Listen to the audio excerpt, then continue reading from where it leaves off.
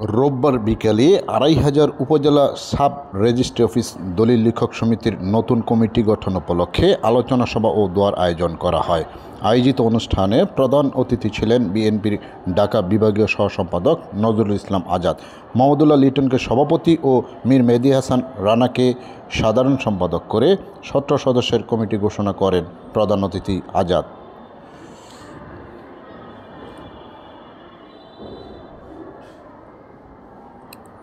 অনুষ্ঠানে বক্তব্য রাখেন আড়াইজান থানা ছাত্রদলের সদস্য সচিব মোবারক হোসেন, থানা বিএনপির সাবেক সাধারণ সম্পাদক হাবিবুর রহমান, বর্তমান সাধারণ সম্পাদক জুয়েল আহমেদ। এর আগে প্রধান অতিথিকে মোটর শোভাযাত্রার মাধ্যমে বরণ করা হয়।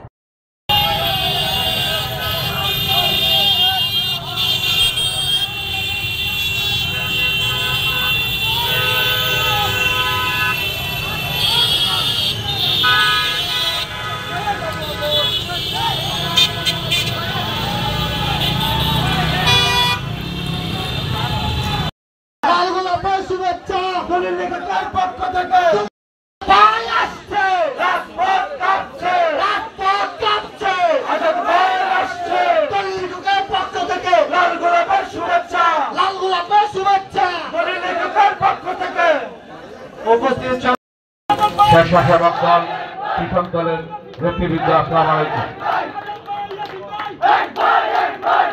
এইমাত্র একটি জনাব নজরুল ইসলাম আজাদ সাহেব এখানে।